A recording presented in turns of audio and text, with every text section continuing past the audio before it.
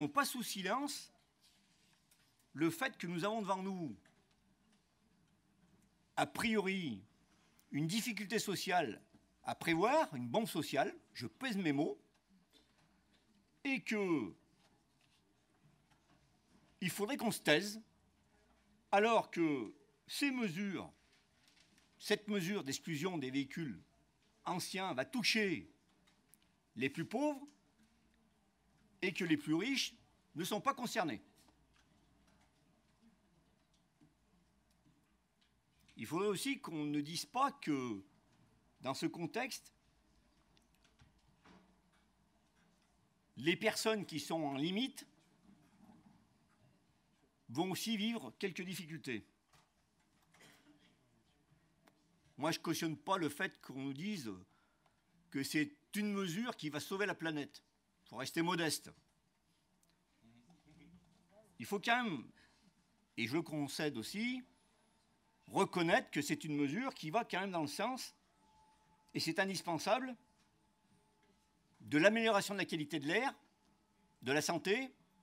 Mais la question qui est posée, et c'est la seule question que nous nous posons, puisqu'on parle que des mesures, même si on pourrait, et je vais dérouler sur d'autres points, c'est est-ce que c'est juste que ce soit les classes les plus défavorisées qui soient stigmatisées et pénalisées sous prétexte qu'il faut améliorer la qualité de l'air?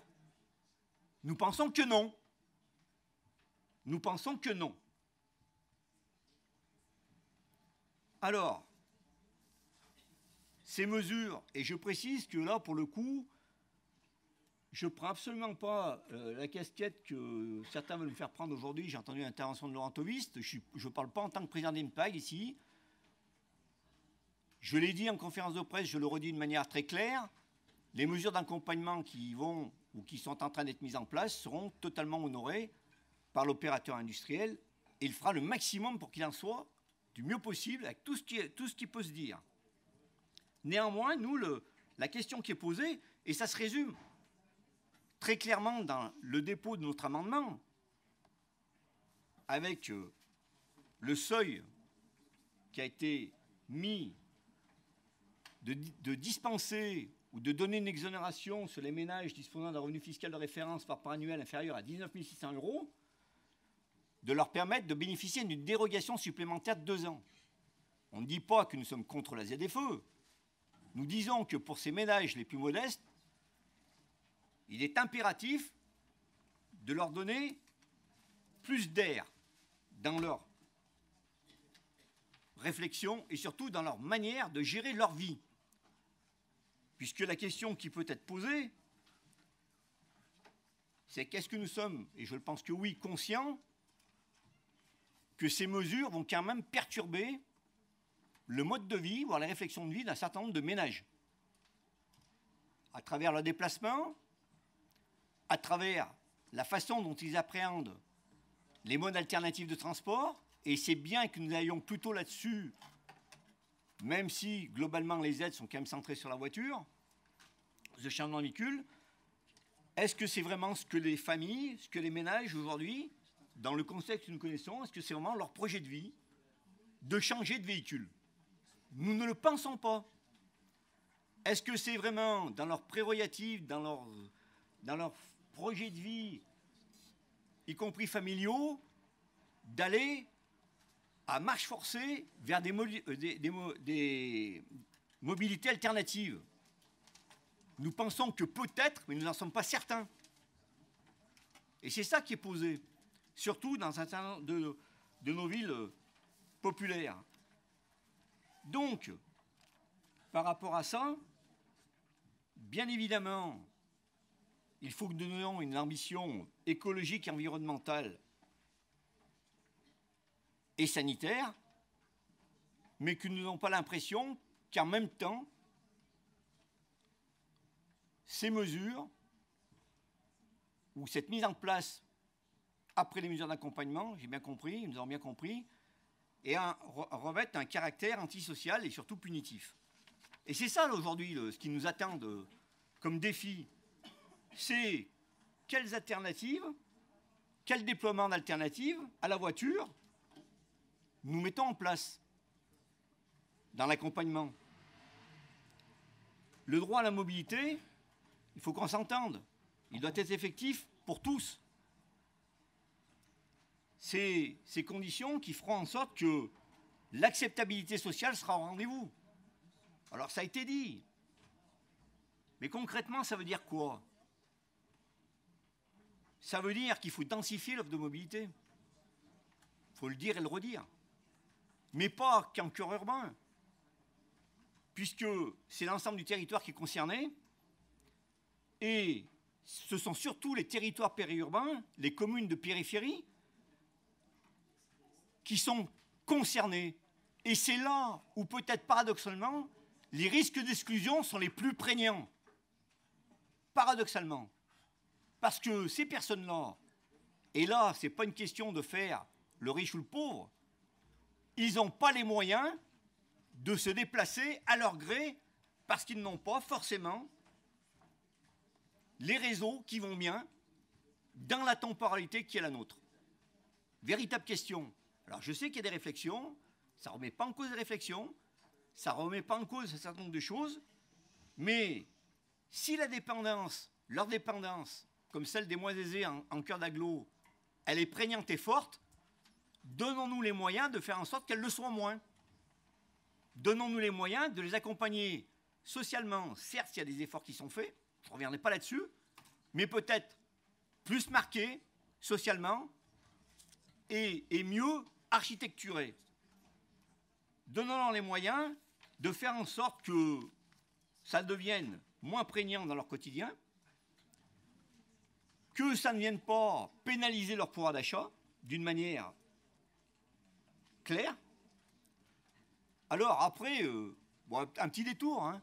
Moi, sur la gratuité des transports, vous savez ce que j'en pense, j'ai toujours été un farouche partisan d'eux, même si je sais qu'aujourd'hui c'est compliqué, et même si je sais qu'il faut se donner de temporalité.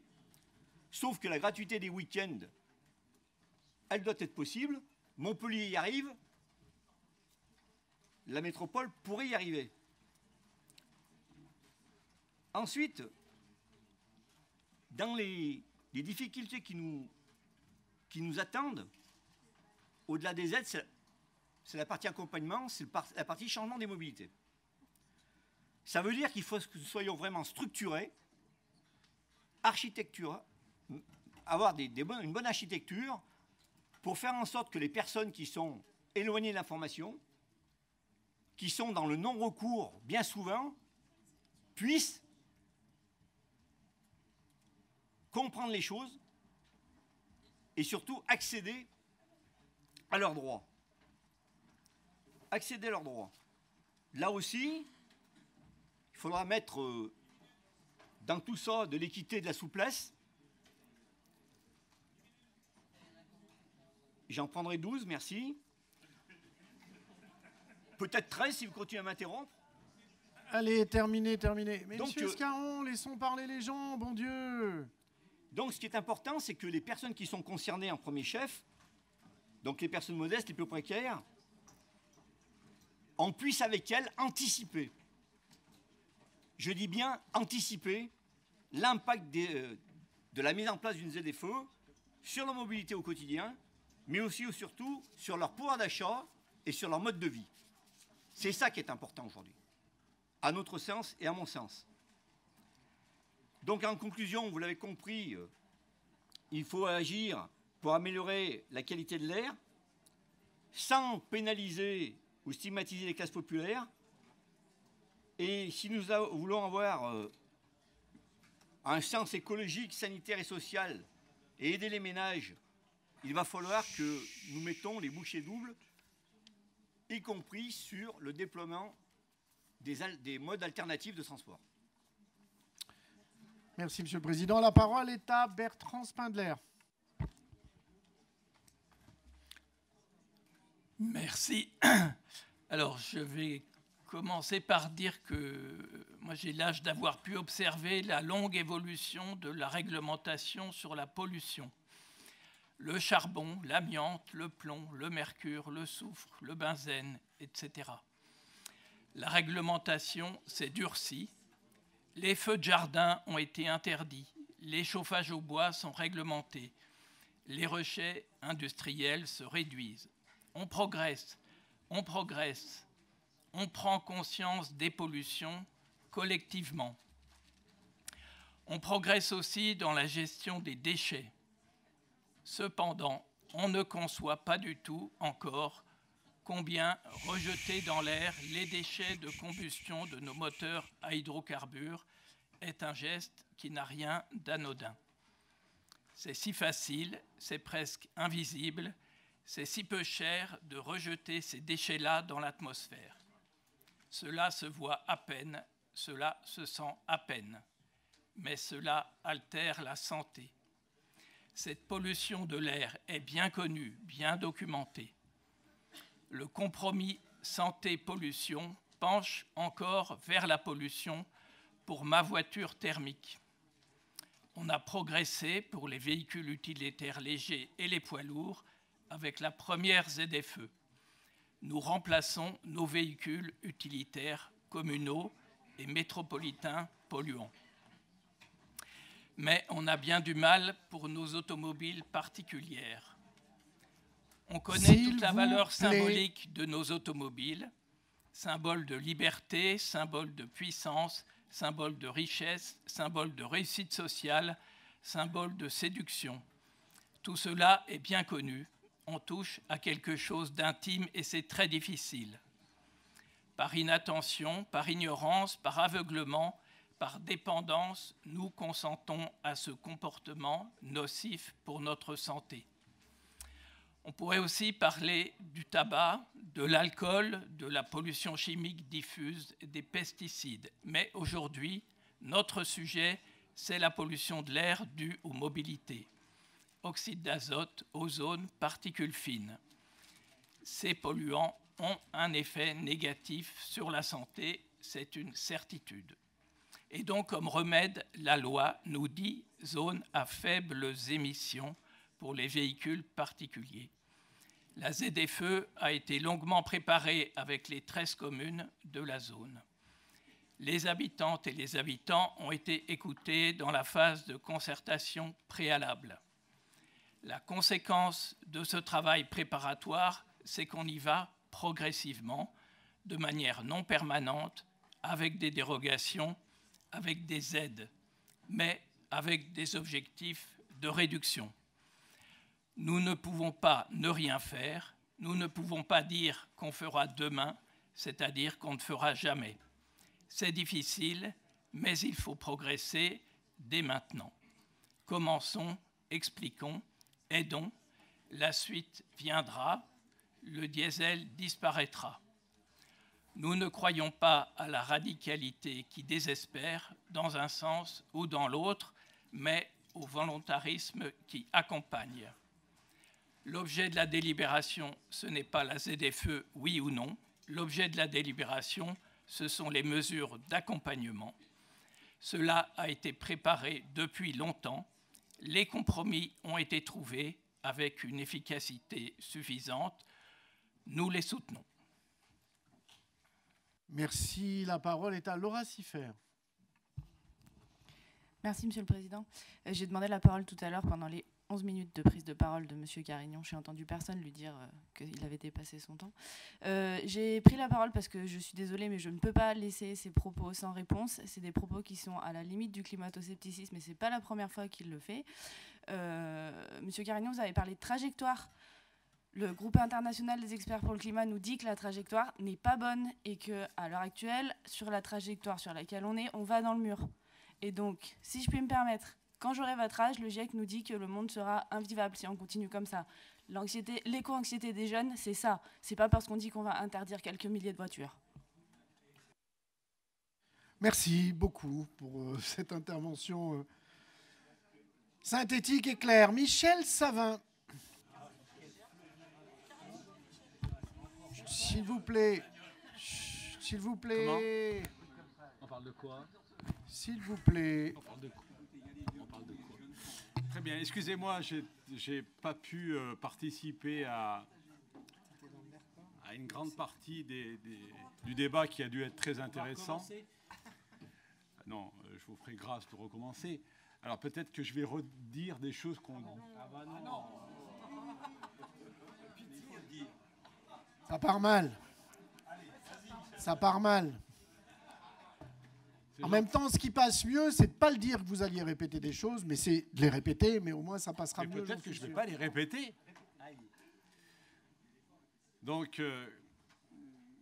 je voudrais donc simplement revenir sur les problèmes majeurs qui font que cette mesure, dont l'objectif initial est louable, provoque de nombreuses crispations et risque de se transformer en punition pour les plus modestes.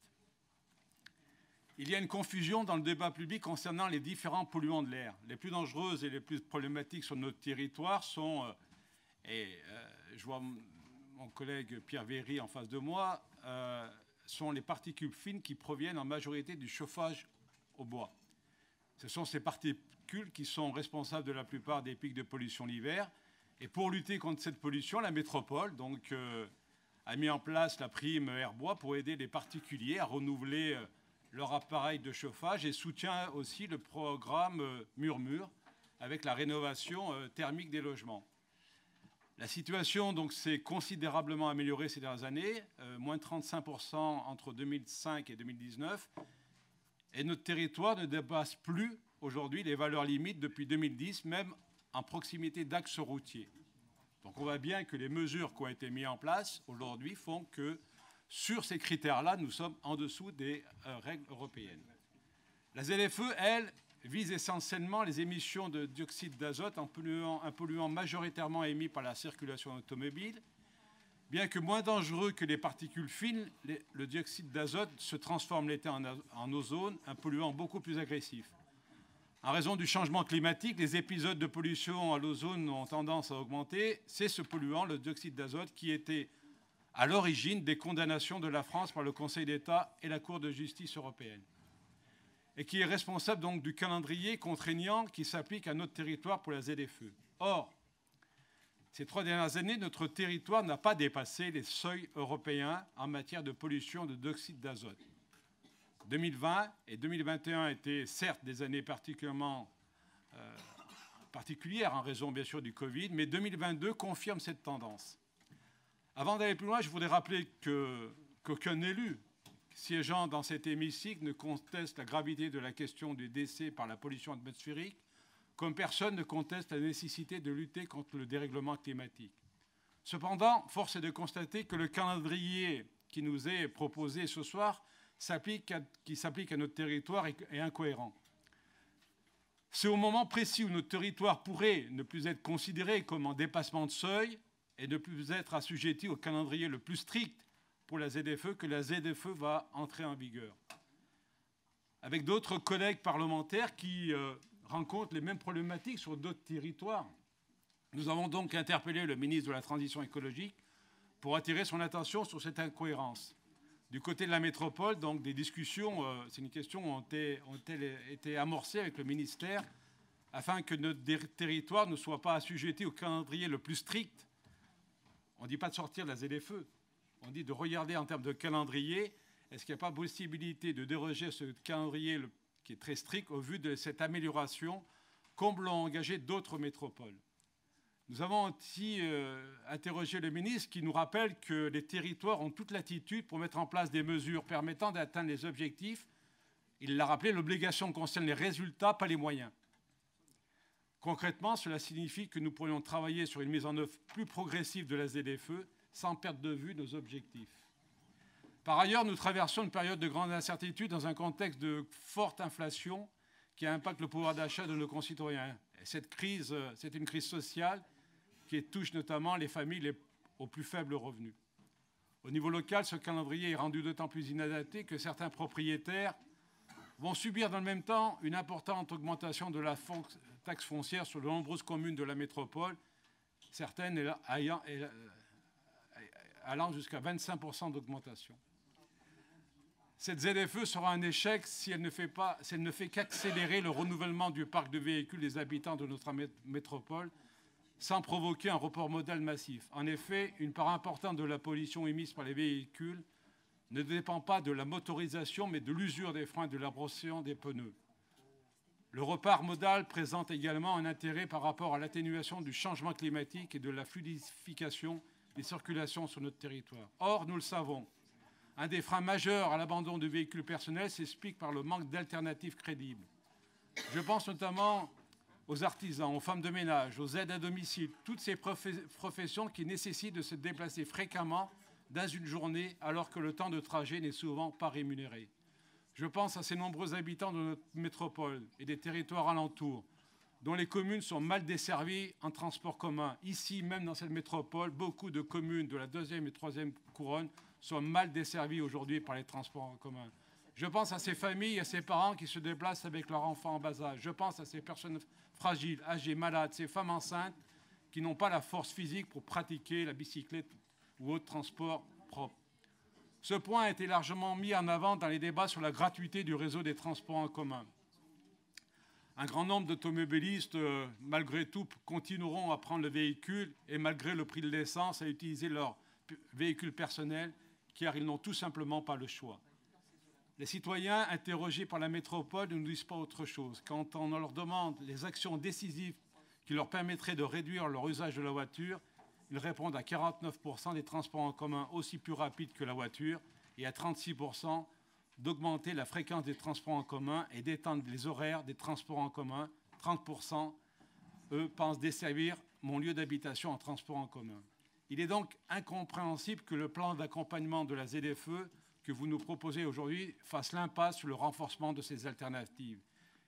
Il n'est question ni de renforcer le réseau MTAG, ni de construire ou d'agrandir de nouveaux parcs relais autour de l'agglomération, ni même d'aménager de nouveaux chronovélos.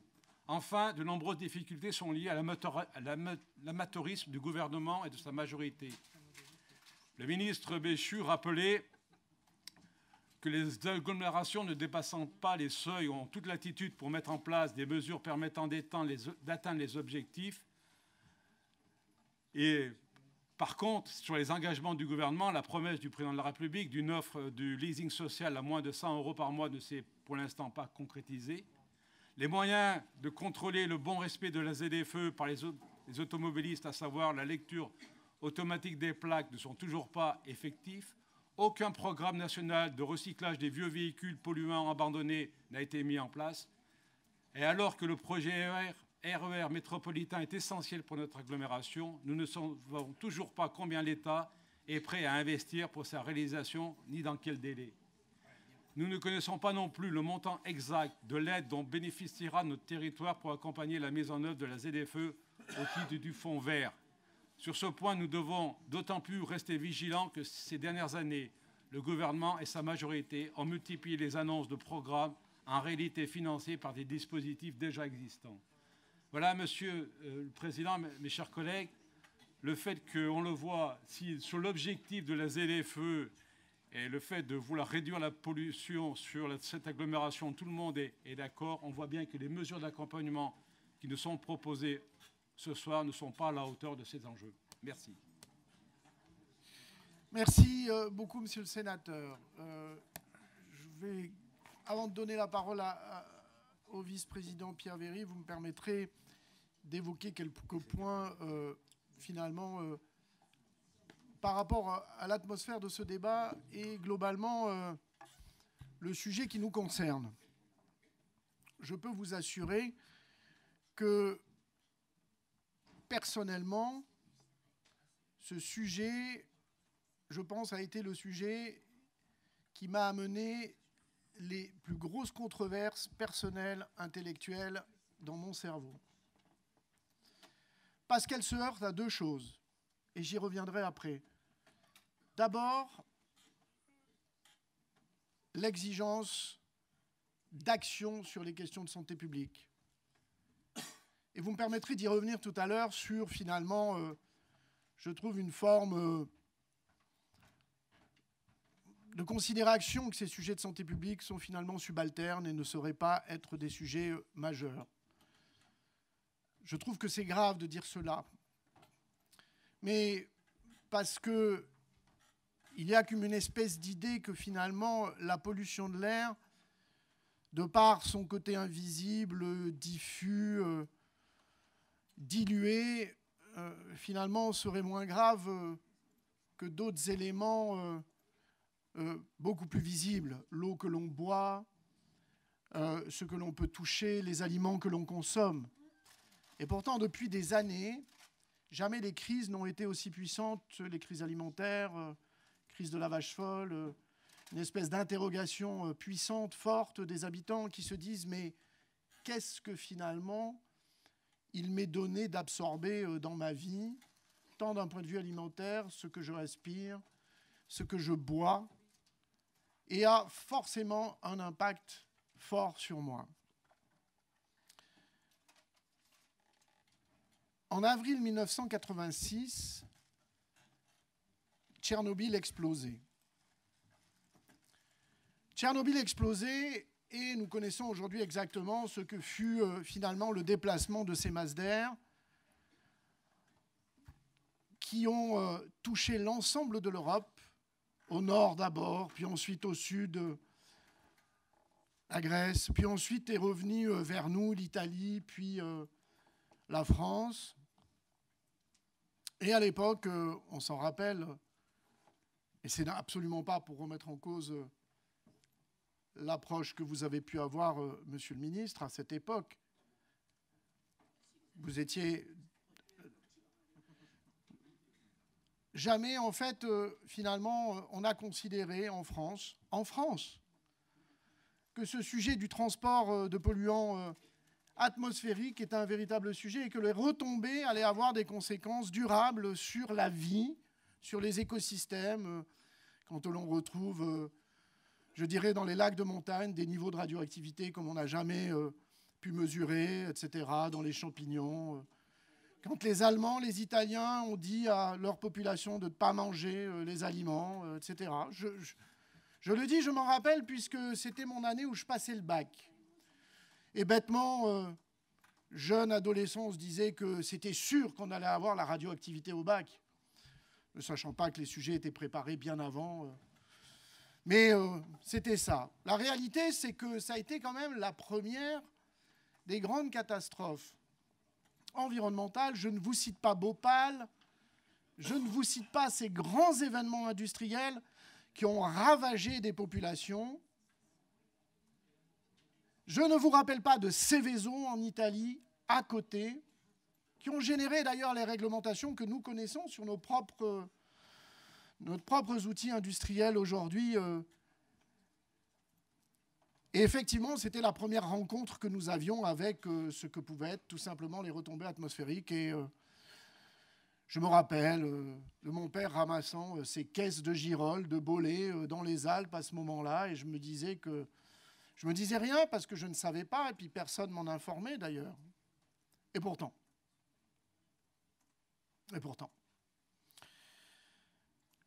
Avant encore, il y a eu un événement qui a été majeur dans la connaissance et la conscience collective sur la question de la pollution de l'air. C'est l'épisode de smog de Londres, 1952. Je rappelle que les évaluations aujourd'hui de mortalité sur l'épisode du smog, c'est 12 000 morts. 12 000 morts. Les hôpitaux débordant, les gens mourant dans les rues, parce que là, les niveaux de concentration étaient tels que finalement, la réponse de l'organisme était immédiate. Et comme souvent, on considère d'ailleurs que la pollution ne nous atteint que si c'est, je dirais, des niveaux forts, puissants, comme des doses que l'on absorbe, des poisons que l'on respire, etc. Et finalement, ce n'est qu'après, bien qu'après, que la connaissance scientifique a montré que finalement, ces choses-là, même à faible dose, même à très faible dose, portaient en eux tout simplement les germes d'une accumulation dans les corps, pouvant générer à un moment donné, par des effets cocktails, tout simplement des impacts sur la santé, des maladies, des cancers, dont aujourd'hui on dit on ne connaît pas l'origine, c'est sans doute d'origine environnementale. C'est ce que l'on dit, c'est ce que l'on entend. Quand on ne sait pas dire, alors effectivement les cancers que nous connaissons dans l'agglomération, le registre du cancer a posé il y a quelques semaines un état, montre que les maladies professionnelles, c'est-à-dire l'exposition forte durant des jours, des heures, des années, des salariés à des expositions à l'amiante, etc. Ce que l'on respire n'est pas anodin. Et il y a une espèce de conscience historique, c'est que finalement l'air a toujours été considéré comme une poubelle géante où notre responsabilité, ce n'est pas que les polluants qui seraient dilués, mais c'est aussi notre responsabilité. Notre responsabilité ne peut plus être désormais diluée.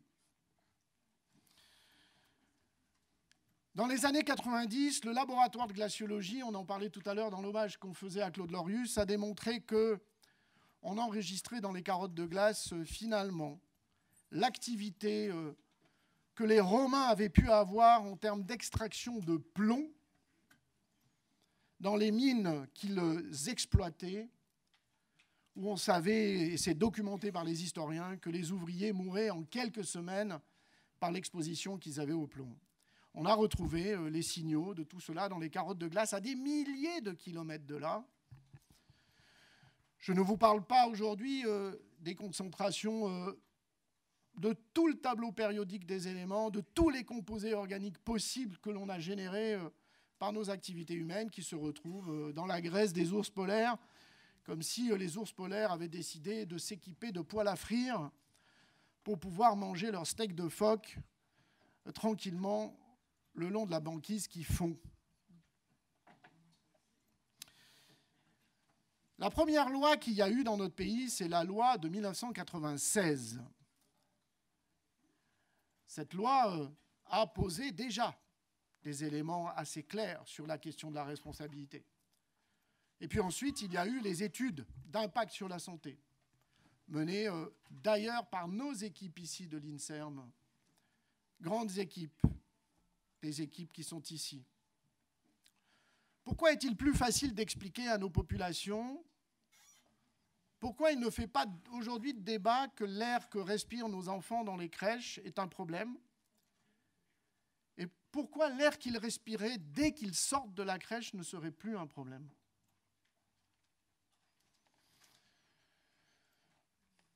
Oui, la période aujourd'hui que nous connaissons est une période absolument anxiogène, très complexe. L'inflation, la crise énergétique, les dépenses, nos familles sont écrasées.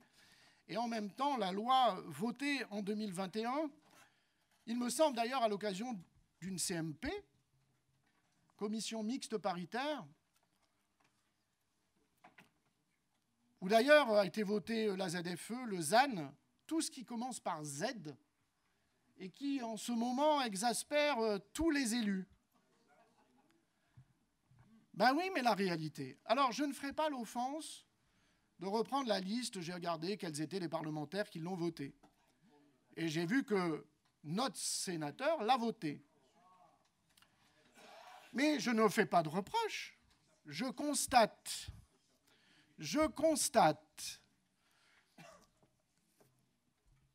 2021, nous sommes en 2023. Nous savons que pour tout simplement réaliser... et des députés qui étaient députés avant, évidemment, dans la séquence... Mais oui, je n'allais pas vous oublier, Madame Chalas. Et je sais que vous l'avez voté, et vous avez voté le ZAN, mais je n'ai pas de souci. La question qui est... Non, parce qu'il n'est pas député.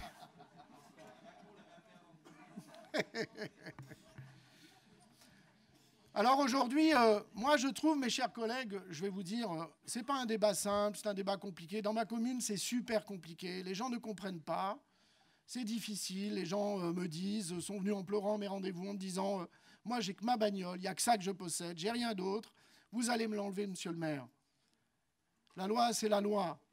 S'il avait dû y avoir des aménagements à la loi, elles auraient dû être prévues et faites. Moi, je ne suis pas là pour faire le boulot des parlementaires. Nous ne sommes pas là pour faire le boulot des parlementaires. S'il devait y avoir des évolutions, elles auraient dû être faites dans la loi et pas ici. Nous ne sommes pas le Parlement ici pour refaire la loi. Nous sommes ici pour l'appliquer et pas l'appliquer en se posant la question, oui, il y a eu des évolutions à la baisse de la pollution. Mais je voudrais juste vous rappeler que la fin 2022 comme le début de l'année 2023 sont plutôt mauvais en termes de résultats. Et là aussi, si l'État avait voulu nous faire sortir du contentieux européen, il en avait tout loisir. Nous sommes toujours dans le contentieux européen qui fait que nous sommes dans la première liste, qui fait qu'aujourd'hui, nous devons appliquer la ZFE. Donc moi, je suis désolé, de ce point de vue-là, je ne vais pas tourner 18 ans autour du pot en me disant que peut-être un jour, ça sera modifié, etc. Peut-être que la loi, ça sera modifié. Peut-être que la loi sera modifiée, je n'en sais rien. La réalité, si nous n'avions pas fait, tout simplement pris nos responsabilités d'appliquer la loi telle qu'elle a été posée, CQA 5 en 2023, 4 en 2024, 3 en 2025, ça c'est la loi. Le CQA 2, là, est laissé à l'appréciation des territoires entre 2028 et 2030, et c'est le débat que nous allons avoir encore. Donc globalement, on peut toujours faire l'autruche disant, on peut toujours dire, mais non, oula, demandons un report, là. Écoutez, c'est tellement compliqué, en fait. Oui, c'est compliqué. Bien évidemment que c'est compliqué. Il n'y a pas de moyens pour contrôler, c'est pas faute de l'avoir demandé. Mais qu'est-ce que vous voulez ? On peut souffler dans le trombone pendant des mois, et si on n'est pas écouté, on n'est pas écouté. Mais du coup, on doit bien l'appliquer. Donc moi, j'ai envie de vous dire aujourd'hui, je n'ai pas envie que nous soyons à côté de nos responsabilités. Mais je n'ai pas envie non plus, comme parfois les parlementaires savent le faire, c'est d'écrire juste à même tout ce qu'il faut qu'on fasse à l'intérieur, jusqu'au point de détail. Et ici, je lis parfois qu'il faudrait qu'on prévoie que si ceci ne se passe pas, peut-être qu'il faudrait... Écoutez, mes chers collègues, faisons-nous confiance à un moment donné. Bien évidemment qu'il n'y aura aucun citoyen de la métropole qui a envie d'être accueilli. Tout le monde sera accueilli, même si les moyens que nous mettons au départ ne sont pas forcément considérés comme suffisants. Nous le ferons. Pourquoi nous ferons ? Ce n'est pas premier arrivé, premier servi. Ce n'est pas ça le sujet. Bien sûr que nous le ferons. Faisons-nous confiance là-dessus. Pourquoi, encore une fois, se dire, mais non, en fait, ceci, 20%, vous comprenez, c'est pas possible, etc. C'est le travail qui a été mené avec intelligence par les services, en lien avec, etc., Atmo, Auvergne-Rhône-Alpes, pour comprendre que ce que pourrait être, en comparant aussi ce que font d'autres métropoles. Bien évidemment que toutes celles et ceux qui demanderont des diagnostics seront entendus et ce sera travaillé avec eux. Qui pourrait imaginer qu'il en soit autrement ? Après, évidemment, on ne sait pas ce que sera l'utilisation des dispositifs. Enfin, si ici, autour de cette table, tout le monde savait comment recourir au non-droit, ben, on aurait réglé quand même pas mal de sujets. Mais globalement, là aussi, travaillons avec les acteurs locaux, comme ça a été dit. Alors moi, je comprends que ça soit difficile, et à un moment donné, finalement, parfois, pour un élu, c'est plus facile de se dire, bon, écoutez, comme je me fais cartonner par ma population, bah, je vais dire, écoutez, kin, je lève mon pouce. Bah non, vous savez, moi, je ne suis pas super d'accord, parce que globalement, en fait, le sujet, c'est qu'on est en responsabilité ici et maintenant. Donc, on doit bien assumer ce qu'est notre responsabilité. Et on doit prévoir. Et on essaye de prévoir large. Les dispositifs sont les plus forts de toutes les métropoles. Il y a des éléments qui permettent ainsi d'être accompagnés par les uns et les autres. Donc, je voulais dire ça à un moment donné, et j'ai écouté Dominique Escaron, mais je finis par, Dominique, avec tout le respect que je vous dois, je ne peux plus supporter cette rhétorique qui consiste à dire « c'est trop compliqué, alors il faut reprendre depuis le début ». Non, je suis désolé, il y a des gens qui ont bossé, il y a des maires qui ont bossé, il y a eu 3 conférences des maires. Ce n'est pas une demi-conférence des maires, c'est 3. C'est des copiles avec toutes les communes. Je vous ai tous écrit pour savoir si vous vouliez être dans la ZFE. Il y en a 13 qui ont répondu oui. Qu'est-ce que j'y peux, moi ? Si vous vouliez être à un moment donné dans le cockpit avec toutes celles et ceux qui voulaient réfléchir à ça, d'avoir toutes les études, parce que c'est compliqué, on a essayé de tout modéliser, se poser la question sur tous les sujets. Donc on l'a fait, on l'a reporté en conférence des maires, il y a eu chaque fois que ce n'était possible, on l'a fait. Donc moi, je veux bien qu'on nous explique que oui, c'est trop compliqué, alors on ne fait pas. Ben oui, ben évidemment, aujourd'hui, forcément, on n'a que des problèmes compliqués. Mais dans ces cas-là, ben évidemment, effectivement, on ne fait rien. Puis c'est plus simple, et puis on ne répond pas à nos exigences. Moi, ça me fait penser à des débats. Tout ça me fait penser, vous vous rappelez, quand on a interdit la cigarette dans les lieux publics. Oh là là, mais non, mais comment ça va être possible? Les gens ne vont pas pouvoir supporter. Mais oui, on a dit, oh là là, mais les Italiens, vous allez voir les Italiens, ils supporteront jamais ça. C'est impossible. Regardez les Italiens, c'est l'endroit où ça s'est passé le mieux, et eux, ils ont fait les ZFE. Eux, ils ont fait les ZFE. Et nous, on est là, non, non, non, c'est compliqué, c'est pas possible, on n'y arrivera jamais, etc. Notre dispositif, il est ce qu'il est. Ne cherchons pas à le complexifier non plus. En voulant tout prévoir, ne faisons pas d'injonction non plus vis-à-vis des autres. Discutons avec les autres. Parlons aux territoires voisins. Vous ne pensez pas que les territoires voisins, ils n'ont déjà pas intégré le fait que leur population va venir les voir en leur disant hey, qu'est-ce que vous me mettez comme dispositif? Le Grésivaudan est en train de travailler ces dispositifs. Donc on peut, vous imaginez bien que ce sujet est au cœur des choses, comme ça a été le sujet de la ZFE poids lourd véhicule utilitaire léger. Je vais laisser la parole à Pierre Véry pour présenter cet ensemble. Et ensuite, je laisserai la parole à ceux qui l'ont demandé. Mais Pierre Véry l'avait demandé avant. Merci, Monsieur le Président. Bon, je vais essayer d'être synthétique. Commencer déjà par dire que tout est relatif, hein, mais il est une chose absolue dans notre monde. Tout est relatif, mais il y a une chose absolue dans notre monde, c'est l'humour. Et fort heureusement, il y a un certain nombre d'entre nous, ou d'entre vous, qui manient l'humour. Je vais essayer de répondre rapidement à quelques prises de parole. Jacqueline Madren, qui souhaite donc repousser la loi, qui nous dit que la ZFE est inefficace sur le CO2, c'est vrai. Sur les particules fines, je ne suis pas complètement d'accord. Hein. Je rappelle aussi qu'il n'a jamais été question de remplacer tous les véhicules. Donc les hypothèses que vous prenez sont pour le moins inexactes. Hein. Les chiffrages ont été établis sur la base des études d'intention des habitants et sur le renouvellement tendanciel d'ici 2025. Je pourrais dire on ne sort pas ces chiffres-là du chapeau des services. Hein. Sur les particules fines, notamment les PM2,5, l'objectif est bien de limiter le nombre de kilomètres parcourus et donc de favoriser le report modal et donc d'avoir une certaine efficacité sur les émissions des particules fines, même si je peux vous rejoindre sur la nécessité de remplacer les foyers bois non performants, puisque l'on le sait, l'hiver, 70% des particules fines sont émises par la combustion dans les foyers non performants, et c'est tout l'enjeu de la primaire bois depuis 2015. Laurent Tovist manque peut-être de travail avec les communes hors ZFE, manque d'appropriation des citoyens. J'entends le manque d'appropriation des citoyens et je suis assez d'accord, hein, puisque dans les nombreuses réunions publiques, on a souvent vu les mêmes citoyens et on a souvent fait le constat que beaucoup de citoyens qui sont très éloignés de nos politiques publiques n'étaient pas là. Et donc il va falloir aller vers, aller les chercher, c'est tout l'intérêt du FAST et de la MI-FAST de ma collègue Laetitia Raby. Les publics, on peut le dire aussi, les publics les plus éloignés de nos communications institutionnelles sont aussi les premiers concernés. C'est vrai pour la zone à faible émission, mais c'est également vrai pour d'autres politiques publiques. Et donc la ZFE, elle ne réglera pas tout, mais donc il faut bien se préoccuper, et là je te rejoins sur le sujet. M. Carignon regrette que la question du report ne soit pas soumise à la concertation et nous parle d'usine à gaz inapplicable. Cette même usine à gaz, M. Carignon, inapplicable selon vos mots, est pourtant aujourd'hui appliquée par de nombreux artisans, commerçants et autres PME et des grandes entreprises. Je veux parler, vous l'avez compris, de la zone à faible émission VULPL, d'ailleurs vous l'avez rappelé, qui depuis 2019 donne de bons résultats sur l'amélioration de la qualité de l'air.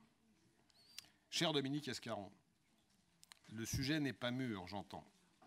Il faut prendre les choses calmement. Alors je te rassure, je suis calme, reposé, même serein. Et Dieu sait que c'était un investissement, tu l'as compris, depuis presque 2 ans.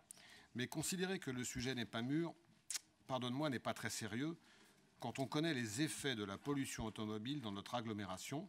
Et nous, et je veux parler des élus, nous connaissons le sujet, ou à tout le moins, nous en avons entendu parler, et nous connaissons les résultats de la mise en œuvre de la ZFE VULPL. Donc c'est un sujet très sérieux. Jean-Paul Trovero nous parle d'injustice sociale, de bombe sociale qui est devant nous et de stigmatisation des classes populaires. Non, ce n'est pas, nous ne stigmatisons pas uniquement les classes populaires, les chiffres le montrent. Et vous le savez d'ailleurs, puisque tous ces chiffres vous ont été donnés lors des 12 à 14 comités de pilotage. Hein. Tout le monde est concerné. Et je vous donnerai un exemple que j'ai moi-même découvert avec l'Observatoire social de la métropole. Gières fait partie des 5 villes les plus impactées par la zone à faible émission. Et pourtant, Gières ne dispose d'aucun quartier QPV. Donc vous voyez que la ZFE, elle concerne vraiment toutes les communes et toutes les classes. Toutes les classes. Même si, nous le savons, pour les classes les plus modestes, ce sera beaucoup plus difficile. Et c'est tout l'intérêt de notre accompagnement qui est très ciblé. Nous mettons beaucoup plus de moyens sur les modestes et très modestes que sur d'autres populations. Michel Savin sur le report. Le débat, vous l'avez compris, n'est pas le seul respect des normes européennes qui sont appelées à évoluer dans un avenir très proche d'ailleurs, et nous le savons. Mais de la qualité de l'air dans notre agglomération, et donc, et certains l'ont dit, de la santé des enfants, de nos enfants dans cette agglomération, qui a une géographie, vous le savez, très particulière, et je veux parler de l'effet cuvette. Voilà pour quelques éléments de réponse, mes chers collègues. Alors, que de débats, de paroles, d'échanges parfois contradictoires, mais le sujet, je vous le disais dans mon propos introductif, est très clivant. Avant de conclure, et on pourra passer aux amendements qui sont proposés, il y en a un certain nombre, je voudrais rappeler une évidence, et j'ose espérer que personne ici ne le conteste. Si nous avons organisé une consultation volontaire à l'automne 2022, c'était bien dans le but de donner la parole aux citoyens et aux associations, d'écouter les critiques, même si ces dernières sont parfois difficiles à entendre, mais elles sont nécessaires, comme la douleur pour le corps qui attire l'attention sur ce qui ne va pas.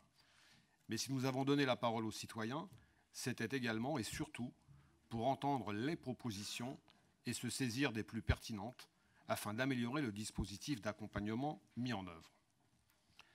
Alors, n'en déplaise aux contradicteurs, jusqu'aux boutistes, aux surenchéristes, et je pourrais user de nombreux superlatifs sur le sujet, pour une fois, je formule le souhait que nous puissions mettre de côté l'intérêt de nos partis, de nos boutiques, et que nous nous mettions autour de la table dans l'intérêt des habitantes et des habitants de nos territoires.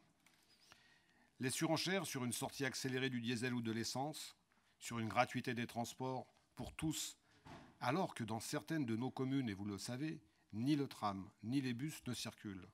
Ces surenchères ne sauraient mettre de côté l'enjeu social et de santé publique de la mise en œuvre de la ZFE et creuser toujours et encore les inégalités sociales et économiques en faisant supporter aux populations les plus fragiles un calendrier difficilement soutenable.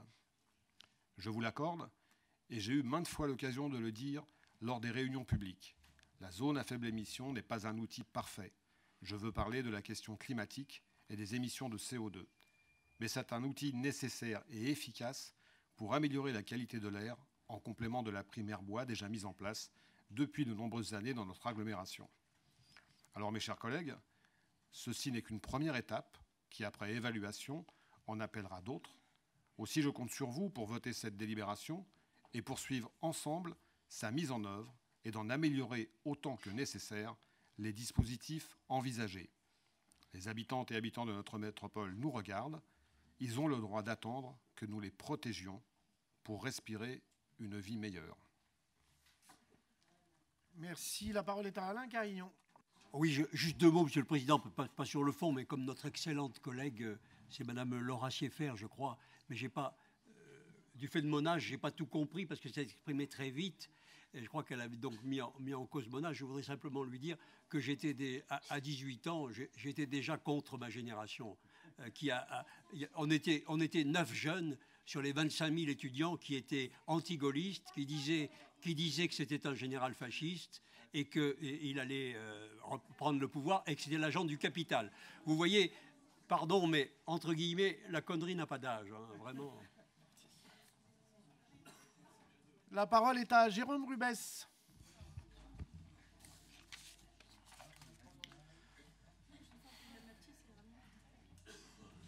Merci, Monsieur le Président.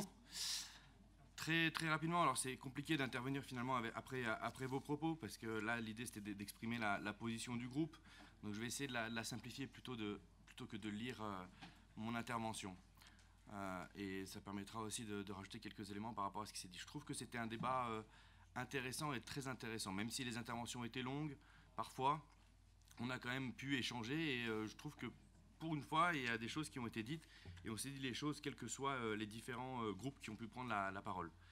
Nous, notre groupe, sur cette position, elle n'a jamais varié dans le sens où la question de la justice sociale était au cœur de notre préoccupation. Nous, ce qu'on veut, c'est qu'effectivement, et c'est pour ça que ça m'a un peu déçu de certaines interventions, c'est dans la ZFE, on n'en fait pas l'alpha et l'oméga.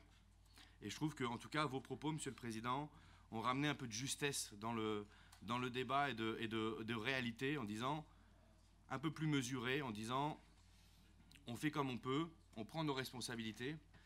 Voilà, ce qui était un peu différent au tout début des interventions. Et je trouve que c'était plus mesuré, et je vous en remercie.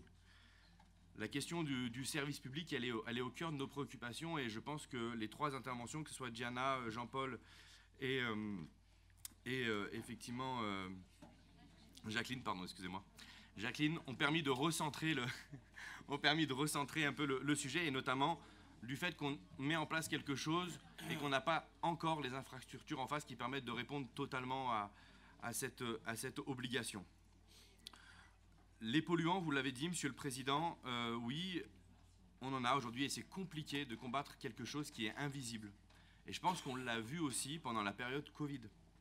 C'est-à-dire cette question de santé, la question de la crise sanitaire qu'il y a eu autour du Covid, sur quelque chose d'invisible, qui finalement provoquait des morts en nombre. Il s'avère que tous les morts Covid ne sont pas réellement tous les morts Covid, mais voilà, il y a quand même eu beaucoup de morts, et sur cette question de santé, quelque chose d'invisible, on le voit que c'est préoccupant et il peut y avoir de la peur. Alors je reviens sur M. Carignon, qu'il faut agiter la peur, il parlait d'agiter la peur. Bah, quand il s'agit d'agiter la peur pour les étrangers, vous n'êtes pas le dernier non plus, hein. Sur la question du dogme, et effectivement, je vais en revenir, je vais terminer sur ça, et question sur notamment la question de, voilà, l'écologie, le dogme sur le sauvons la planète en priorité. Nous, en fait, notre position, elle est très claire, et je crois que Diana Kadou l'a dit, à un moment donné, c'est une question de système et de choix politique. Je veux dire, à un moment donné, vous évoquez, Monsieur le Président, effectivement, tous les polluants qu'on ingurgite, notamment dans la nourriture, bah, ce n'est pas la personne qui achète cette nourriture qui est responsable, c'est celle qui l'a produit. Et aujourd'hui, c'est le système agroalimentaire qui est problématique. Le système, effectivement, des véhicules. On voit bien que le marché de l'occasion, aujourd'hui, a rattrapé le marché du neuf. C'est inconcevable. Et du coup, qui vont être les premiers bénéficiaires de cette mesure? En partie, ce sont les concessionnaires. Et encore une fois, les lois qui sont produites, ce n'est pas la question de la métropole là aujourd'hui, c'est que les lois qui sont produites par un gouvernement libéral, c'est toujours de se dire par qui et pour qui. Voilà. Et la problématique aujourd'hui qu'on doit répondre, selon nos responsabilités, ben malheureusement, on doit protéger notre population, et en même temps, on doit faire face à ces choix et ces défis qui sont devant nous, que nous ne partageons pas. La question du service public, des transports, elle est importante. La question de l'injustice sociale, elle est importante. Et c'est en cela que notre groupe va avoir effectivement des votes différenciés par rapport aux différentes prises de parole. Et nous le savons, effectivement, Pierre Véry l'a rappelé, la question des transports sont importantes, mais nous avons aussi pu voir dans les différentes analyses des polluants qu'il n'y a pas que la question des véhicules. Voilà. Il y a aussi la question du secteur résidentiel, la question du chauffage au bois, donc la primaire bois qui avait été mise en place par la métropole pour accompagner le changement. On sait que c'en est une des causes. Les poids lourds aussi. Voilà. Il n'y avait pas que les véhicules particuliers qui étaient source de polluants. Et encore une fois, effectivement, ceux qui vont être le plus touchés, ce sont les plus modestes. Et donc c'est pour ça que nous avions aussi, dans notre amendement, le sens de notre amendement était de dire qu'effectivement, pour les plus modestes, nous pourrions déroger à la règle et le décaler dans le temps pour faire en sorte qu'il soit plus à même peut-être à faire face à la situation, et notamment pour nous peut-être la métropole, voir évoluer les dispositifs d'aide, d'accompagnement, et peut-être que la loi d'ici là aussi évoluera pour permettre un meilleur accompagnement, je l'espère bien sûr, mais bon, je n'ai aucun doute sur ce qui pourrait se produire étant donné que le président ne va pas changer d'ici 2-3 ans. Voilà. Mais peut-être que Laurent Tovist aura plus de nouvelles que nous, on ne sait pas.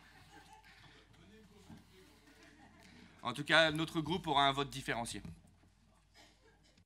Merci, merci beaucoup. La parole est à Michel Savin. Oui, très rapidement, Monsieur le Président, par rapport aux propos de Pierre Véry, je pense qu'il faut qu'on fasse attention, c'est que il ne faut pas qu'on ait des politiques où on ait une inégalité territoriale et inégalité sociale. On ne peut pas dire qu'aujourd'hui que toutes les 49 communes de l'agglomération sont égales au niveau des transports en commun. Des villes ont le tram, ont les bus, ont des voies cycles, et puis il y a des communes qui ont une ligne de bus, alors, et qui n'ont pas d'autres alternatives. Et avec des lignes de bus où le temps de trajet pour aller du point A au point B, soit c'est pour au niveau domicile-travail, c'est des fois 2 fois ou 3 fois du temps de la voiture, avec des fois des fréquences où la personne doit attendre 20, 30 minutes pour avoir un bus. Donc, on n'est pas dans l'égalité ni territoriale, ni sociale dans cette mesure. Donc, la demande qui est la nôtre, ce n'est pas de dire qu'on est d'annuler toute disposition. Prenons le temps de mettre en face de toutes ces situations et sociales et géographiques des solutions qui ne vont pas coûter des centimes. C'est sur les transports. Travaillons avec le SMAG et la TAC pour regarder comment on peut améliorer les lignes de transport, comment on peut développer l'attractivité sur les plages horaires très ciblées, sur le matin et le soir au moment des entrées et des sorties au niveau du travail, comment on peut peut-être agrandir ou créer des nouveaux parcs de relais qui soient aussi en lien avec les transports en commun. Il existe aujourd'hui des parkings relais. Moi, je vois celui de Sassenage. Il n'y a pas le bus qui va jusqu'au bout. Donc, essayons de travailler de façon plus intelligente pour essayer de proposer des solutions qui, en parallèle de la mise en place de la ZFE, là, on met en place un dispositif sans proposer les alternatives. Voilà pourquoi on s'est exprimé. Et c'est la raison pour laquelle, Monsieur le Président, vous parlez des parlementaires, nous interrogeons, parce que tout ça remonte du terrain, et notre rôle, c'est aussi d'interroger le gouvernement sur les remontées qu'on a, comment on peut peut-être corriger ou améliorer la voie. Comme sur le ZAN, on voit bien que nous, aujourd'hui, vous avez parlé sur le ZAN, on voit bien qu'aujourd'hui, ça remonte des territoires sur la difficulté qu'on va avoir d'abord à appliquer les décrets qui ne sont pas conformes avec l'esprit de la loi. Déjà, c'est quelque chose à corriger. Et puis, de voir comment on peut aussi prendre en compte certains dispositifs qui risquent d'impacter les territoires, mais qui ne sont pas des décisions du territoire, mais qui sont dues soit à l'échelle internationale, nationale ou régionale, et qui impactent les territoires. Donc, oui, les parlementaires votent des lois, mais aussi on est là pour contrôler et peut-être modifier lorsqu'il y a des corrections à faire. Ce n'est pas parce qu'une loi est appliquée qu'il faut l'appliquer bêtement sans avoir la capacité à pouvoir la corriger à un moment. Voilà, donc on est aussi en force de proposition. Ce gouvernement nous écoute peut-être pas encore totalement, mais il ne faut pas désespérer et continuer à porter ce projet. Voilà pourquoi, moi, mon inquiétude, elle est là, sur une fracture territoriale, une fracture sociale qui pénalise surtout les plus faibles. Indéniablement, monsieur le sénateur, il y aura besoin d'avoir des évolutions. Vous me permettrez juste, mais Sylvain Laval l'évoquera sans aucun doute, comment se fait-il? Alors nous avons appris quand même de l'État local que nous aurons à consommer dès cette année près de 4 millions d'euros d'aide dédiée à la zone à faible émission. À la fois sur les dispositifs d'accompagnement et à la fois sur l'ingénierie, etc. Je ne sais pas ce qu'il y aura après, d'ailleurs. On ne sait pas ce qu'il y aura après. Et nous, on aimerait bien travailler quand même un peu sur la durée. Comment se fait-il que depuis des années, les appels à projets sur l'évolution des lignes de transport dans ce pays sont de moins en moins aidés? Comment se fait-il? Comment se fait-il que sur le RER métropolitain, on nous explique par A plus B que c'est compliqué, ça ne va pas aller assez vite, vous passez d'une réunion à une autre, vous avez pris 20 millions sur le projet, vous ne savez pas ce qui vous est arrivé. Et ça, c'est aussi le grand sujet. Donc, moi, je veux dire, il y a effectivement des vrais sujets. Jean-Paul Trovero, puis ensuite Sylvain Laval. Oui, c'est juste pour donner une indication sur mon intervention sur les ménages modestes ou pauvres. J'ai rien inventé. Hein. Il y a eu deux missions qui ont été faites, une par le Sénat et une par les députés. sur les ZFE. Il suffit de lire les rapports. Dans le rapport des députés, qu'est-ce qu'il est dit? Il est dit d'une manière très simple que ce sont 38%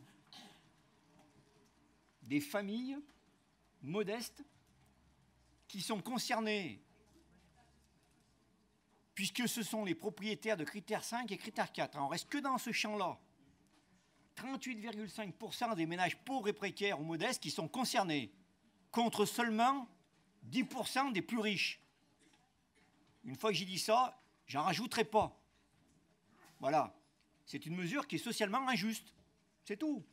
Après, par contre, dans le rapport des parlementaires, et là c'est intéressant vu que nous en avons, il est aussi préconisé pour les transports, et dans le sens que vous dites, monsieur le sénateur, d'aller à une TVA à 5,5 pour les transports en commun, et y compris pour les services de vélo en libre service. Voilà.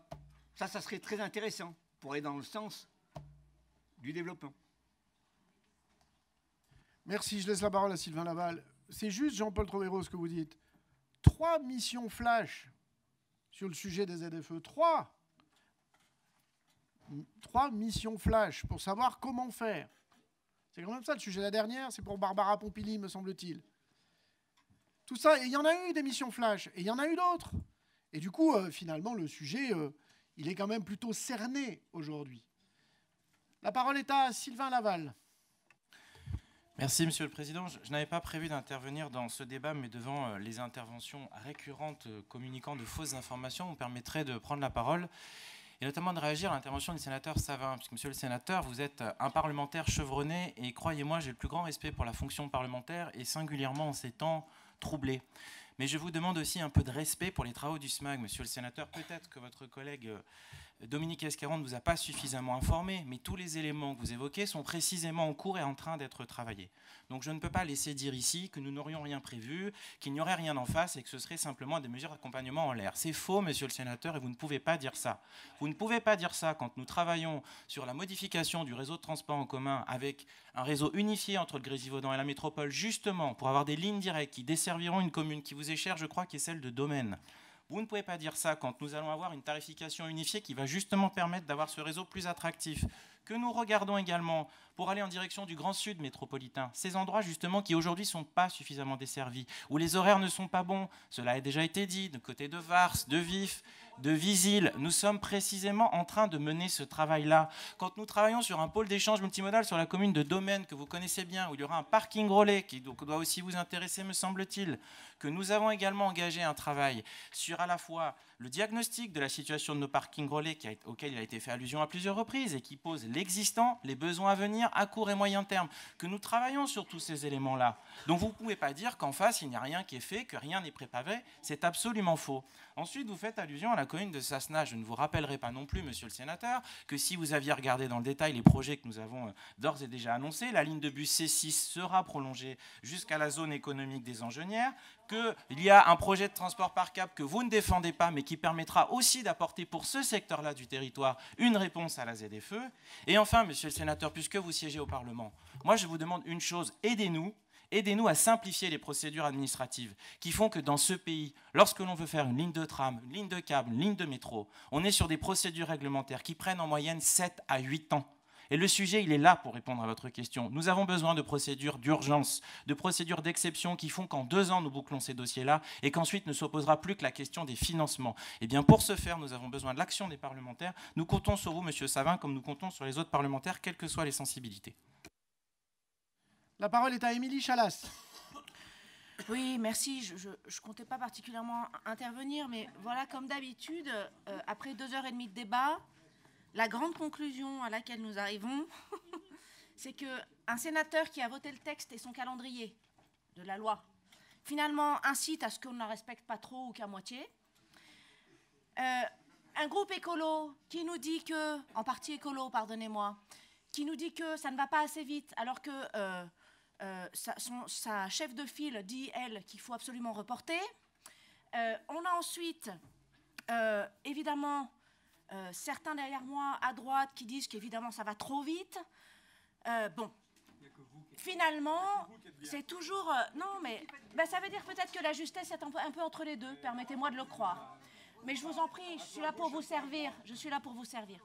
Donc, et finalement, Monsieur le Président, vous présentez une forme de conclusion un peu rassembleuse, et je comprends l'ambition.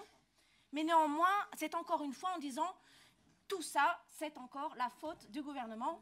Si, vous l'avez encore dit, sur les moyens d'accompagnement, sur le manque de lisibilité, et en vous référant à des missions flash à l'Assemblée nationale. Alors d'abord, sachez que les missions flash sont parfois portées par des opposants, donc elles sont aussi politiques, premier élément. Deuxième élément, je rappelle quand même que le cadre de cette loi climat et résilience, c'était de donner un cap, de donner une ambition avec des jalons pour répondre à l'urgence climatique, et qu'ensuite, figurez-vous, qu'il me semble que nous avons eu, puisque j'ai voté cette loi et je n'ai aucun scrupule à l'avoir votée, l'idée, la confiance de croire que les territoires et les métropoles concernées pouvaient avoir un débat que nous avons aujourd'hui, suffisamment posé, argumenté et, j'allais dire, éclairé, et merci à Pierre Véry de son travail, pour embrasser les modalités de l'exécution de ce cap. C'est ça l'objet. Ça s'appelle la décentralisation. Donc l'idée, c'est de dire on a un cap, on a des enjeux, on a un calendrier, comment on les met en place pour que chaque territoire, et vis-à-vis de ses spécificités et sociologiques par rapport à sa population, et de transport par rapport à l'organisation de ses transports en commun et de ses réseaux, puisse avoir une réponse appropriée et pragmatique. C'est ce que nous faisons. Et je conclus mon propos en vous disant que pour notre part, et pour la mienne en particulier en tant qu'ancienne députée, je suis ravie des propositions et de l'avancée, de la concertation qu'il y a eu et qui a été faite, et je salue le travail de la majorité, en tout cas pour partie, de toute évidence, sur ce travail. C'est exactement ce à quoi tendait ce texte. C'est difficile, mais c'est l'effort de la démocratie. Merci. Merci. Il n'y a plus de demande de parole. Je voulais savoir si la demande de suspension de séance de M. Dominique Escaron est toujours d'actualité. Alors, combien? Je vous donne la parole.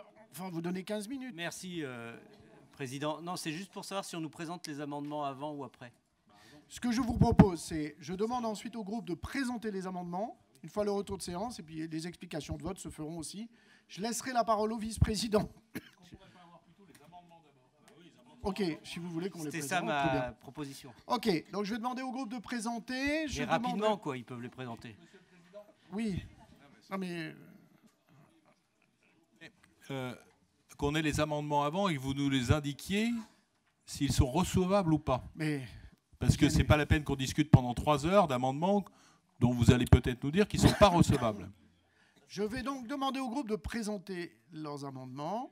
Je vais demander au vice-président d'éclairer sur leur recevabilité et d'ailleurs ce que le vice-président lui-même en pense après avoir étudié par rapport au travail qui a été fait.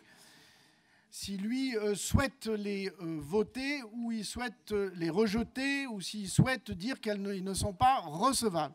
Donc je vais demander au groupe de les présenter. Nous commençons par lesquels? On a eu la présentation par peut-être... il y a Alain Carignon qui a présenté un amendement. Il y a aussi le groupe UMA qui a présenté des amendements. Et le groupe CCC, je vais leur donner la parole à tous. Vous vous appuyez pour que je vous la donne. Alors, on commence par M. Carignon. Appuyez donc. Attendez. Oui, c'est fait.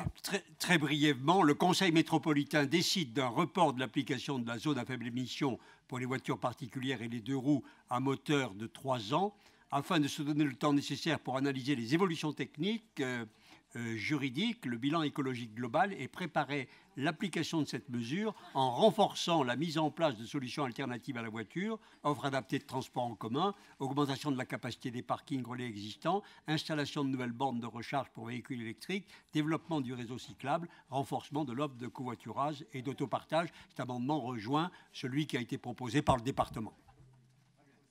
Merci.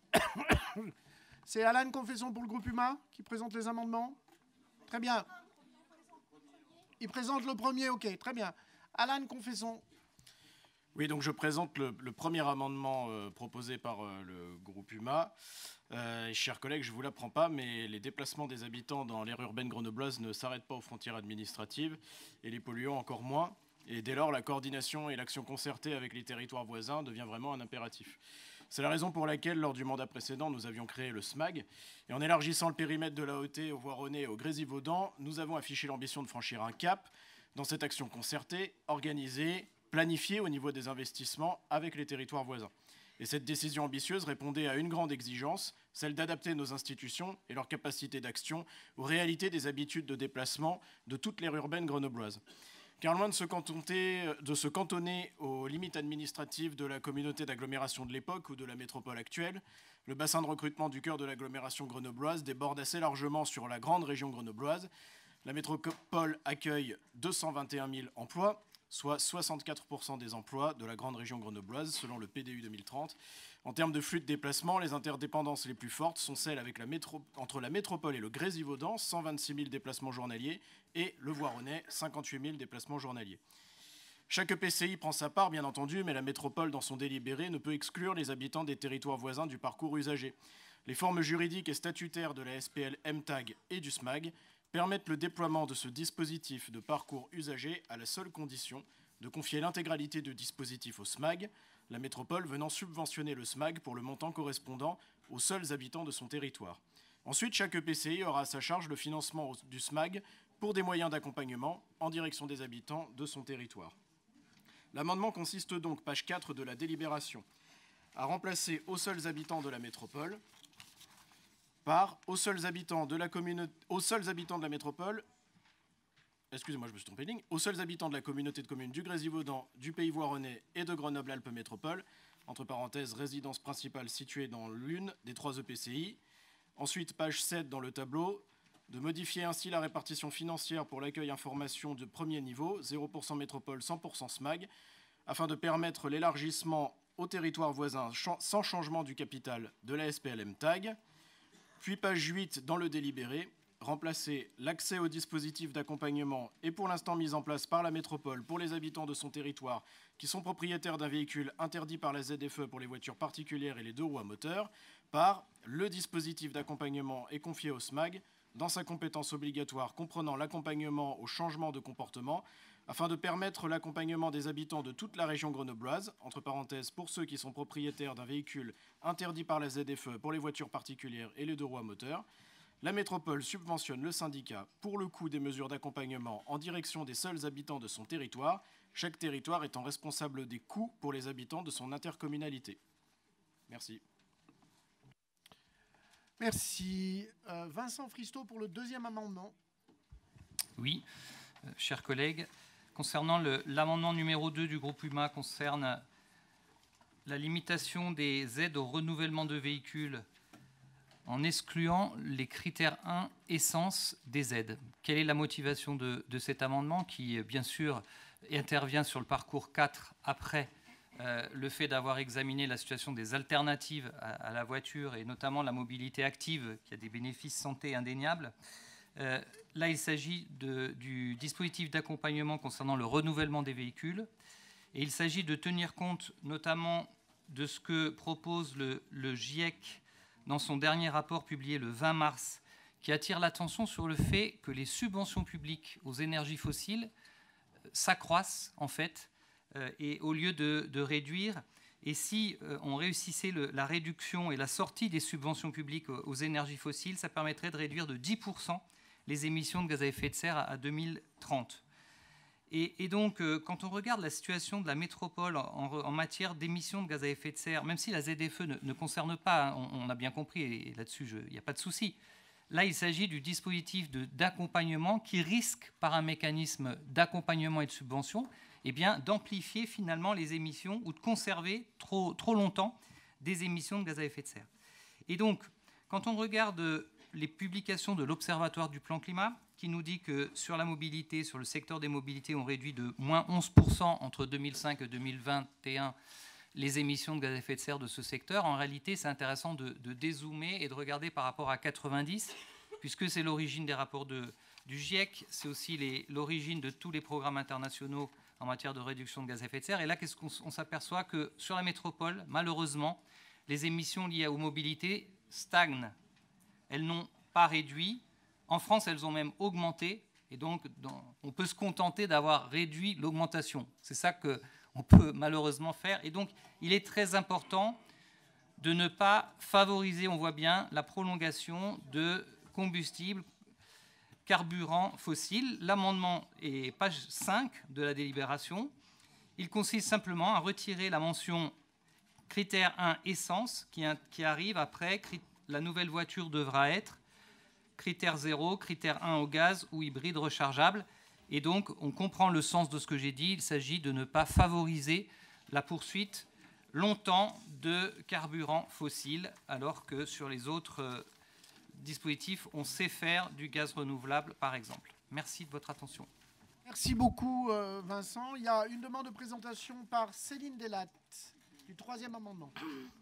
Merci, Monsieur le Président. Chers collègues, il me semble qu'une partie de l'hémicycle a posé comme élément central le fait que les questions de justice sociale et climatique étaient un élément essentiel dans le cadre du déploiement des mesures d'accompagnement au titre de la ZFE, et particulièrement, je me rappelle que notre collègue Trovero et Jacqueline l'ont signalé, la question du non-recours aux droits et de la nécessité d'accéder à ses propres droits aussi.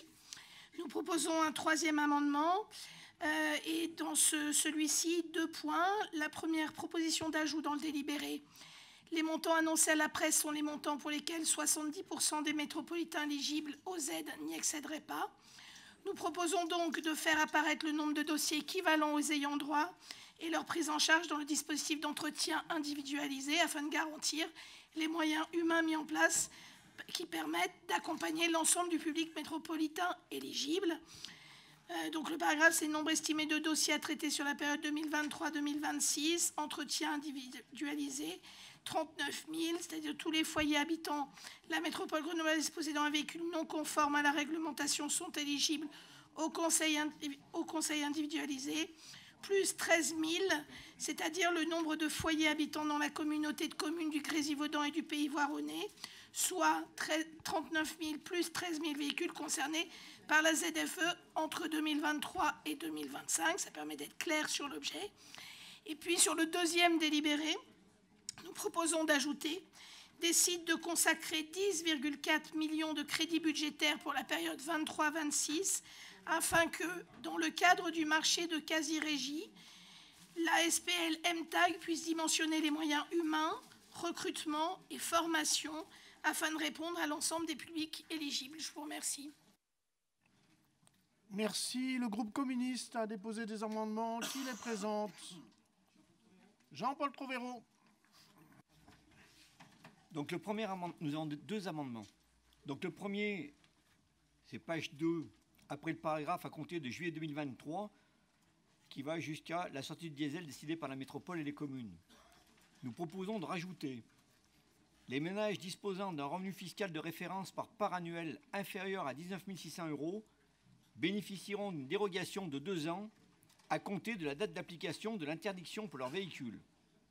Ils seront cependant éligibles au dispositif d'accompagnement et d'aide aux mêmes dates que les autres ménages. Ceci permettra de protéger les publics qui aujourd'hui ne disposent pas d'alternatives satisfaisantes à l'automobile pour leurs déplacements et qui auraient des difficultés financières pour renouveler leur véhicule malgré les aides. Cela permettra également d'éventuels ajustements au dispositif en fonction des contraintes incertaines, disponibilité et développement des solutions de mobilité alternatives, évolution du marché automobile, neuf et d'occasion, efficacité du dispositif d'accompagnement. Et ceci sans pénaliser les ménages les plus fragiles. De même, dans le premier délibéré, page 8, après l'accès aux aides financières est conditionné aux ressources du foyer fiscal concerné, il faut rajouter donc le même paragraphe. Les ménages disposant d'un revenu fiscal de référence par part annuelle inférieur à 19 600 € bénéficieront d'une dérogation de 2 ans à compter de la date d'application de l'interdiction pour leur véhicule. Ils seront cependant éligibles au dispositif d'accompagnement à partir des mêmes dates que les autres ménages. Le deuxième amendement, il concerne l'installation de dispositifs de capture des particules fines de freinage. Il s'agit de proposer une mesure complémentaire au changement de véhicule dans le cadre de la ZFEM en proposant un dispositif limitant l'émission de particules fines liées au freinage.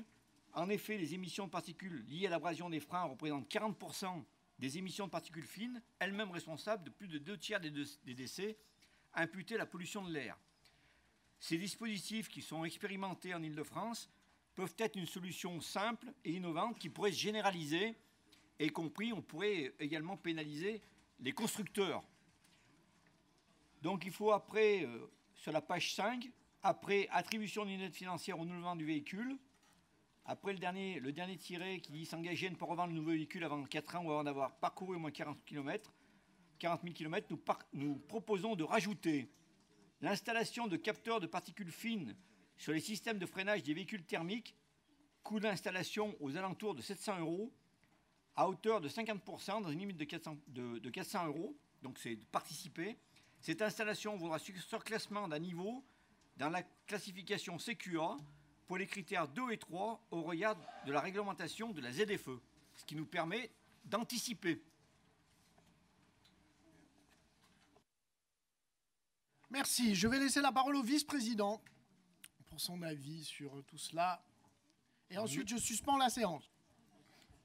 Merci bien. Je vais essayer d'être synthétique. Sur l'amendement présenté par le groupe GO-SDCC, M. Carignon, je rappelle donc que la délibération porte sur le cadre du dispositif d'accompagnement et uniquement ce dispositif.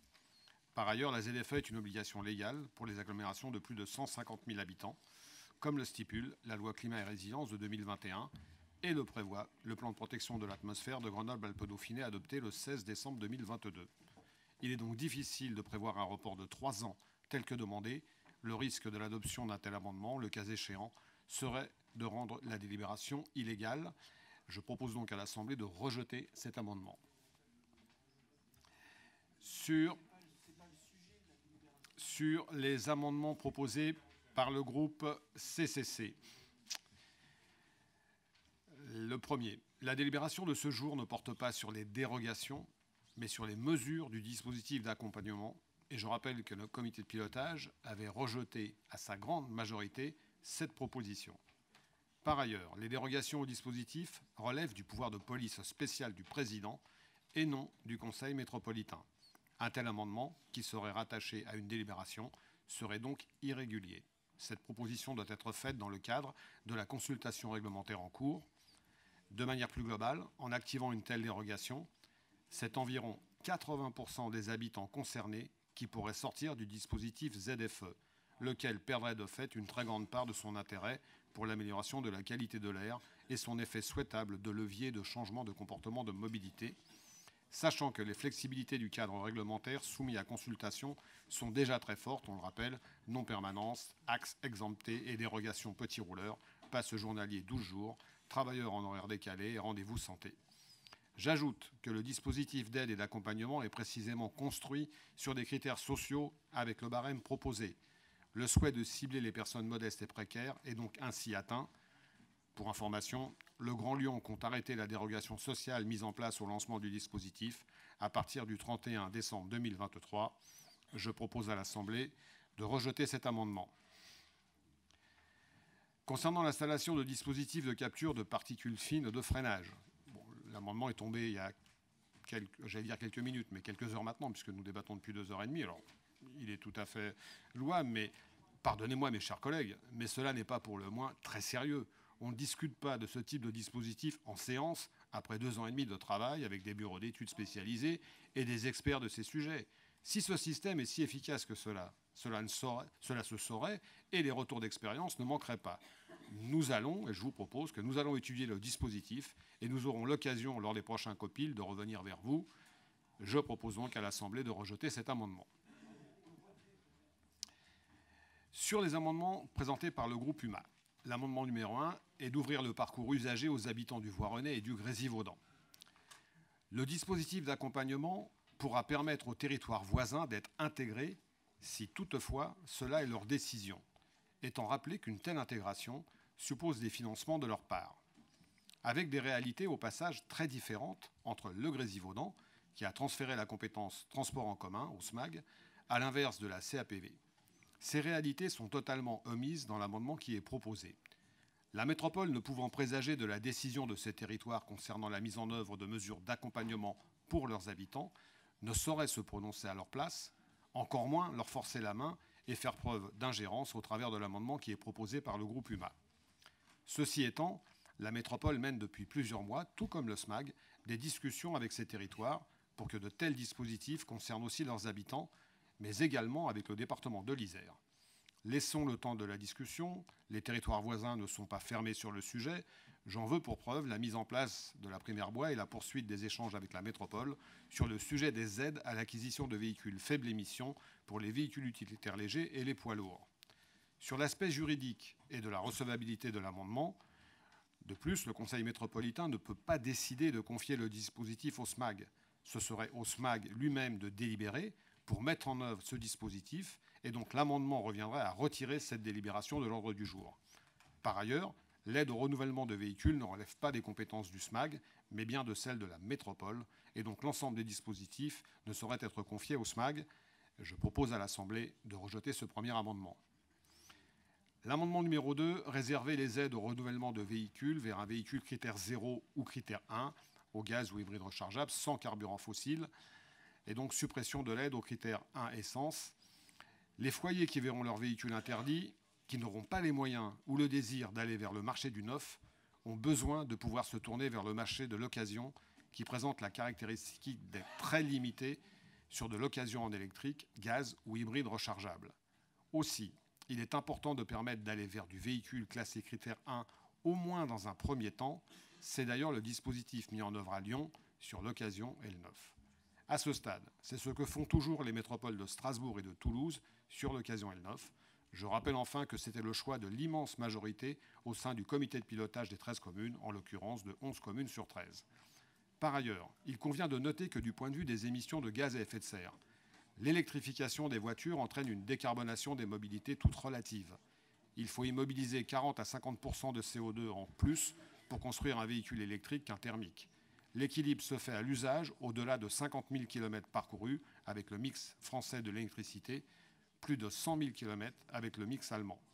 Remplacer en 2 ans 30 000 véhicules thermiques par des électriques ne serait probablement pas vertueux en termes de bilan carbone. Enfin, si besoin en était, car l'argumentaire semble un peu confus lorsque l'on nous invite à ne pas subventionner des véhicules avec des carburants fossiles, je rappelle que le gaz est bien fossile et il n'est pas remis en question dans l'amendement proposé. Je propose à l'Assemblée de rejeter ce second amendement. Enfin, l'amendement numéro 3, proposition de démarche pour éviter le non-recours. Les dispositifs d'accompagnement sont basés sur des estimations prévisionnelles et les montants qui ont été évoqués dans la presse sont tout autant estimatifs. Il n'est pas question de plafonner les crédits budgétaires à ces estimations. Ceux-ci s'adapteront en fonction de la demande, dans les budgets, dans la PPI. Comme cela a toujours été dit et redit, s'il faut augmenter ces crédits, nous le déciderons et le ferons ensemble. Quelques années en arrière, plusieurs d'entre vous, ici, dans cette Assemblée, évoquiez le fait que 2,5 millions d'euros de budget pour l'aide à l'acquisition de véhicules utilitaires légers et poids lourds, c'était insuffisant, que tout serait consommé en moins de 2, pour reprendre l'expression. Ce dispositif existe depuis bientôt 5 années, avec plusieurs évolutions de celui-ci au bénéfice des professionnels. Il n'y a pas plus ambitieux ailleurs, au contraire. Et cette somme, et je suis le premier à le regretter, n'est toujours pas dépensée aujourd'hui. Prétendre aujourd'hui, sur la base de calculs et d'hypothèses très théoriques, qu'il faut absolument, à coup sûr, prévoir 20, 30, 80 ou même 100 millions d'euros, relève, pardonnez-moi, de la sorcellerie. Auriez-vous le pouvoir de transformer le plomb en or, en plus d'être un formidable cadeau promis à l'État, bien heureux de se décharger sur nous, pour partie, des responsabilités qui lui incombent en priorité. Et sur l'aspect juridique de la recevabilité de l'amendement, et pour conclure, il n'est pas possible d'annoncer les montants des crédits alloués à un contrat confié dans le cadre de la commande publique, même si c'est un marché sans publicité ni mise en concurrence, lorsque la métropole passe un contrat. Les éléments permettant de définir le contenu du futur contrat ne peuvent pas être délibérés unilatéralement en amont. Ces éléments, montant du contrat et moyens consacrés, doivent préalablement faire l'objet d'une négociation entre la métropole et la SPL MTAG. Je proposerai donc à l'Assemblée de rejeter ce troisième amendement. Merci, monsieur le vice-président. Je vous propose une bonne vingtaine de minutes de suspension de séance. Il est 18h54, 18h25. Comment ? 5 minutes ? Oui, Dominique. Moi, je demande 10 minutes. Ok, bah, très bien, 10 minutes, un quart d'heure, nous verrons ce qu'il en est.